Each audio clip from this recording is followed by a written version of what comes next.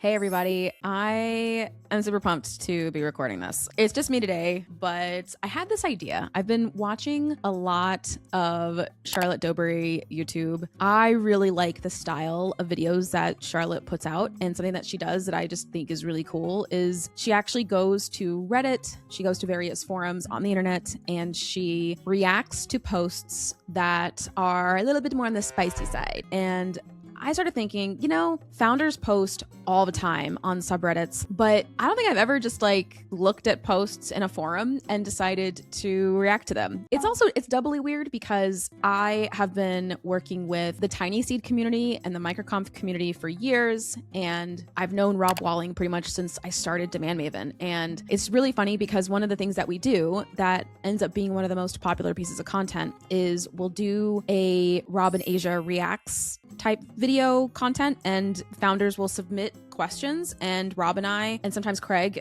boom, boom, boom, answer all the questions. It actually ends up being some of my most favorite content that I produce. And I was kind of thinking I could also just do this. So if you like this style of content, please like and subscribe and comment below.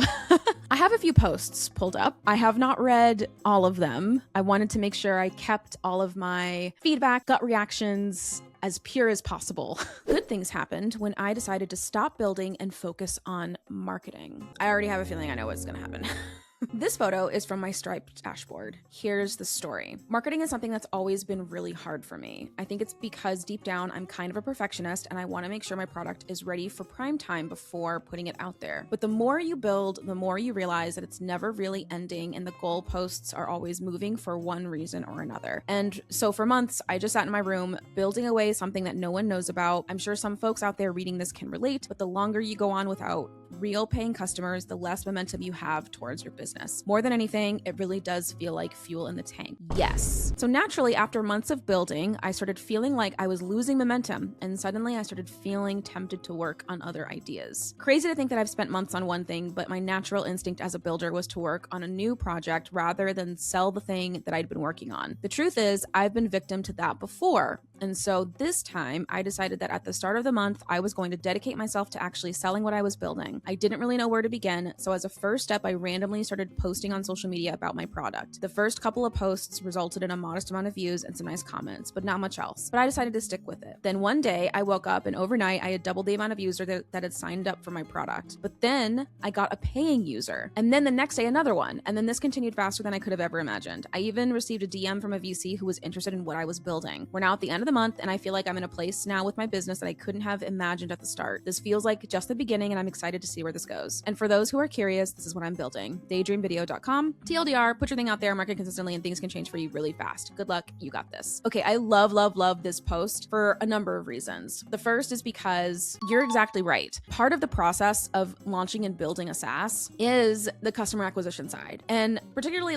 if you've heard me speak before, if you've followed my YouTube channel or followed my podcast or consumed any of the content or anything that I've put out there, you know that I am very much a big proponent of growth beyond just marketing. The market still kind of sees us as a marketing agency, but we're actually not a marketing agency at all. We work with agencies and other providers and consultants depending on what needs to happen. But what I find is there's an obsession with customer acquisition in the business, and then founders need to build confidence outside of marketing, such as looking at pricing, looking at activation, looking at UX, product strategy, etc. There are so many other growth levers to pull, and it's really, really, really important to learn how to pull them. But in the early days, when you have an MVP, when you have a really solid idea, when you've built something, you do need to pause for a minute and do marketing. Now, do marketing is a very, very, very big phrase. It means a lot of different things to a lot of different people, but what we're really trying to accomplish at this stage is customer acquisition. At the end of the day, you aren't going to know if you have product market fit until you start charging. And until you have real paying customers, it's really, really, really hard to know what direction to go in. And in order to get paying customers, even the most minimal amount of marketing can help.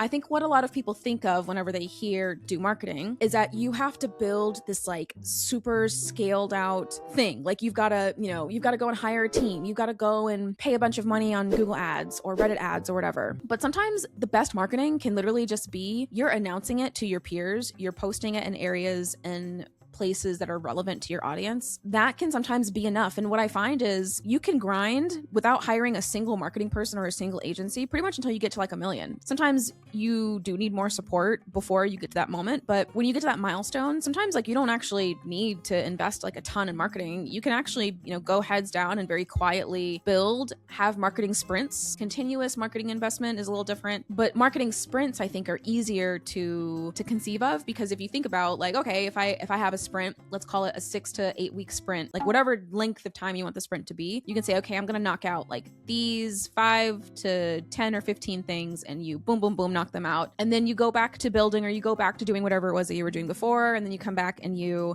kick off your next marketing sprint to kind of get the next batch of users. All you need really is this. Oh, I think a lot of founders overcomplicate it. I think they overthink the marketing process. They think, again, they got to do all this big stuff, but you actually don't. This founder, all they did was they posted on social media. First couple posts got a few views, some nice comments. Obviously, your mileage may vary. It really does depend on your customer and your market context. Posting on social isn't going to work for everyone, but what's important is that you are very aware and cognizant of who your buyer ideally should be or could be, and you post wherever it is that they're at. That's all marketing is. The only mission and goal of marketing ultimately is to make sure that your product is in front of the right person at the right time through the channels that they actually care about. I love this post. I'm glad that this founder took the time in this space to actually kick off what I'm going to call as a marketing sprint. That's basically what they did. This is amazing. Chemical Deer 512.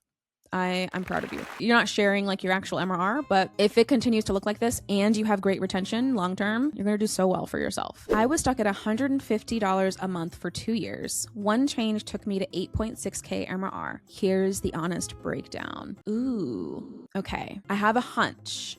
I think this is going to be about payments or like pricing.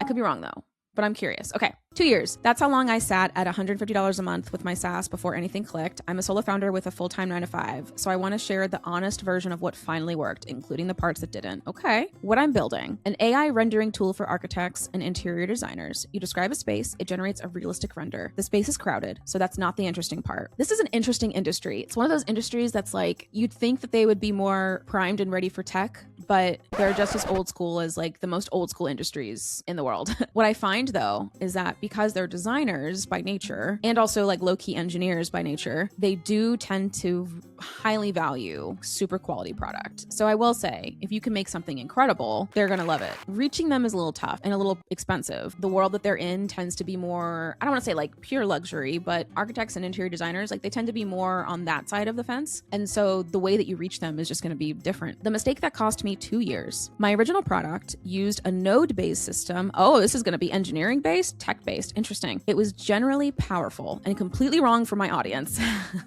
Architects don't want to learn a node graph. Ah, this is a UX story. They told me directly, repeatedly, that the learning curve was too steep. I heard it for a long time before I acted on it. Lesson number 1, when users keep saying the same thing, believe them sooner. Yes, believe them. They will literally tell you when something sucks. I was also selling one-time payments, so revenue just sat flat at $100 to $150 per month total. Okay, so this is a pricing model story as well. So this is UX and pricing. So it kind of sounds like there was a monthly plan, but they also sounds like they had like a one-time payment plan. And that makes sense based off of usage. If it's too hard to use, people aren't going to use it often enough for that one-time payment to be worth it. That makes sense. The pivot. 6 months ago, I ripped out the entire node system and rebuilt the product as a plain chat. You describe what you want in normal language, any of 140 plus languages. An assistant asks follow-up questions, and it builds the optimized prompt behind the scenes. No prompt engineering required. At the same time, I switched to a subscription model. That took me from $150 per month to 8.6K in MRR. The marketing lever that actually mattered: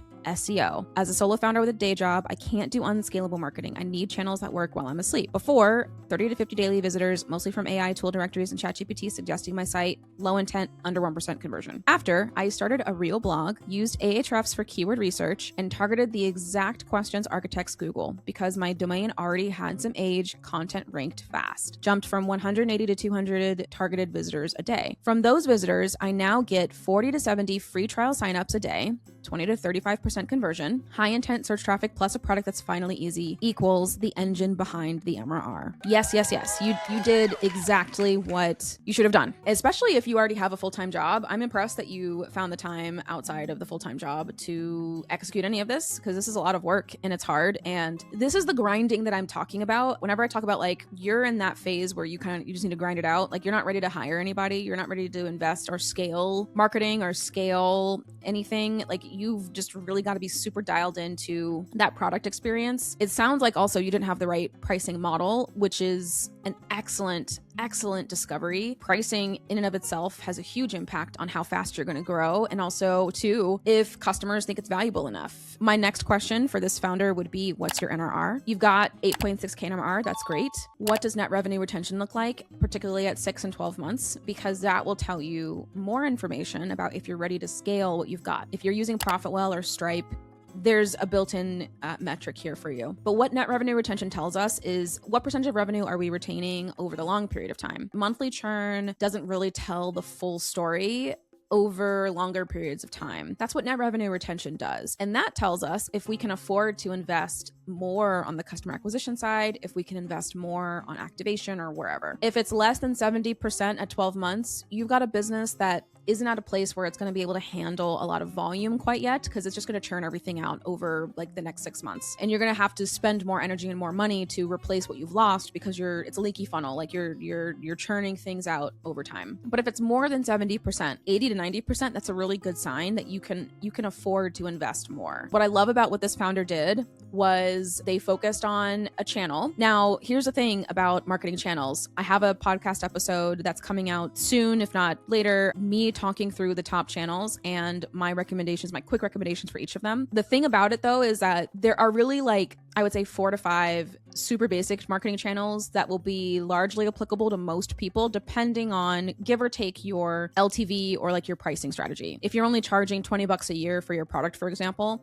you're not going to be able to afford to invest in conferences until you are very well scaled out and you can afford the super long-term CAC, basically. But when you're just starting out, you need channels that you can afford to invest in that make sense for the ROI that you're hoping to see. And that is largely dependent on your pricing model, target audience, and the channels that they actually care about. This founder dialed into SEO pretty quickly, it sounds like, which makes sense. This audience searches for tools. Most audiences do, except for in scenarios where you are in a software category that is totally new. I don't want to say totally new because nothing's actually truly new in the sun, under the sun, but you're in a category that's adjacent and different enough that people might not think to search for a solution, but they experience the pain and the problem. So even then, in that scenario, you'd still target keywords that are related to the pain and the problem. This person literally said, I targeted the exact questions architects Google. That's exactly how you should be thinking about it. And this person is not full-time on their product yet, so they can grow and invest in this over the long term and see incremental gains and not get too caught up in trying to invest into too many things at once or feeling overwhelmed and just focus on the SEO piece. What didn't work? I tried Pinterest, Instagram, visual fields seemed obvious, hit 100,000 views on Pinterest, converted into basically nothing. Yes, this is really common for organic social. So common. People saved renders to mood boards, no intent to click through. Eyeballs does not equal customers. I went back to high intent channels. Yes.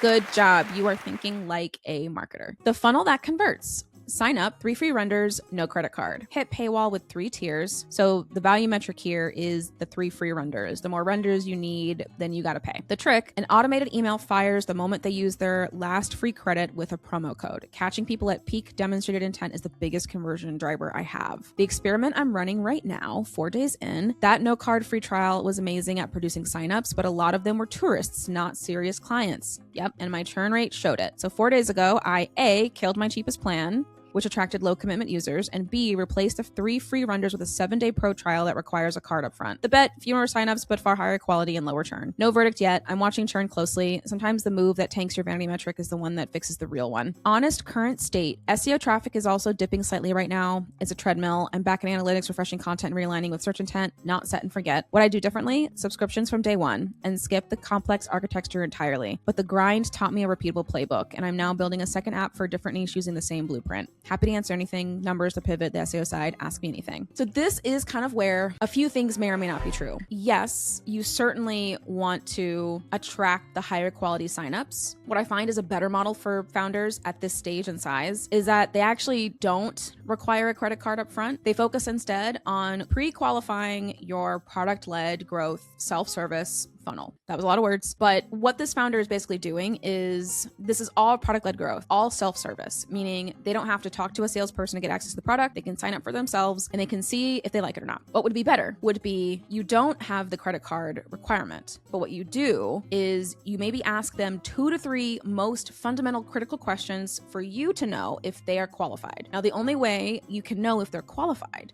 is by running interviews, talking to a handful of paying customers, and getting a feel for who's a serious buyer and what about them makes them serious. Based off of those insights, you're then going to adjust your product-led self-serve sign-up flow. You're just going to ask 2 to 3 questions, and I promise you it's actually not going to impact your conversion rate nearly as much as you're afraid it will. Every founder is always terrified of this. It never actually does. You're going to use that data to segment out your qualified funnel. Simultaneously, you're also going to look at your unqualified funnel. Your qualified funnel on the data side, that's what you pay the most attention to. And you're going to be tracking things like their conversion rate, their churn, net revenue retention, all the things that you would typically track. You're also going to track the volume, of course. Are you growing that particular segment or is it contracting? The unqualified side, you can spend energy there, but what I find most founders do is they kind of ignore the unqualifieds and they really just stay focused on the qualifieds. The reason why is because the math might never really math. You might always have a kind of like a SAD activation or trial conversion rate because you're looking at all the data. Look at the qualified data because that's actually the thing that's the most important. And then you've got to focus on how do you grow the qualified data? How do you grow the qualifieds basically that sign up? There are some metrics that we use for this. So some people call this a PQL. Some people do consider the trialist to be an